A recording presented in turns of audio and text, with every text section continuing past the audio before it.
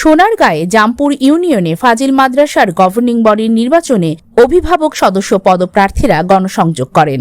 Staff reporter পরিমলের তথ্যচিত্রে বিস্তারিত। সোনারগাঁয়ে জামপুর ইউনিয়নে ফাজিল মাদ্রাসার গভর্নিং বডির নির্বাচন 12 মে অনুষ্ঠিত হবে। নির্বাচনকে সামনে রেখে অভিভাবক সদস্য পদপ্রার্থীরা গণসংযোগ করেন।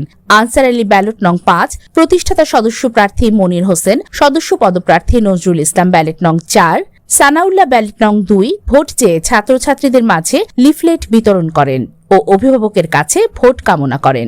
8 মে বৃহস্পতিবার সকাল কলতাপাড়া ফাজিল ডিগ্রি মাদ্রাসায় ও এলাকায় সকল প্রার্থীরা ভোট চেয়ে গণসংযোগ করেন। এ সময় আরও উপস্থিত ছিলেন 8 নং ওয়ার্ড বিএনপির সভাপতি আমানুল্লাহ সহ গণ্যমান্য ব্যক্তিবর্গরা। এ সময় মনির হোসেন বলেন, দীর্ঘ 27 বছর পর আগামী 12 মে উৎসব মুখর পরিবেশে নির্বাচন অনুষ্ঠিত হতে যাচ্ছে। একটি অবাধ, সুষ্ঠু, নিরপেক্ষ নির্বাচনের মাধ্যমে অত্র মাদ্রাসার শিক্ষার মান উন্নয়নে কাজ করে যাব।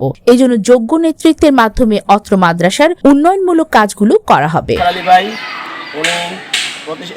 ছাত্র গার্জিয়ান ফাজিল থেকে এবং জনাব নজরুল ইসলাম নজরুল ভাই উনি আলিম থেকে এবং আমার বাম দিকে আছেন জনাব সানাউল্লাহ মিয়া, উনি অবসরপ্রাপ্ত আর্মি রিটায়ার্ড ওয়ার্ড অফিসার, উনিও গার্জিয়ান হিসেবে গার্জিয়ান।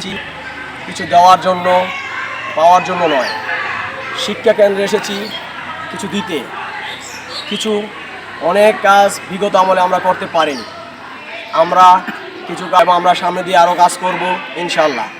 আমরা দাখিল কেন্দ্র আনার জন্য আমাদের দলের যারা আছে আমাদের সব চেষ্টা করতেছি আগামী বছর এখানে দাখিল পরীক্ষা হওয়ার জন্য। আলিম পরীক্ষা কেন্দ্র আনার জন্য আমরা টাকা পয়সা জমা দেওয়া হয়েছে। আশা করি আলিম পরীক্ষা কেন্দ্র হবে ইনশাল্লাহ। আমরা আশা করি আগামী জুন মাসে মাদ্রাসার জন্য একটা ভবন দরকার, সেই ভবনটা করার জন্য আমরা আপ্রাণ চেষ্টা করতেছি। আমরা ইনশাল্লাহ করব, এটা আমাদের আশাবাদী, আমরা আশা রাখি।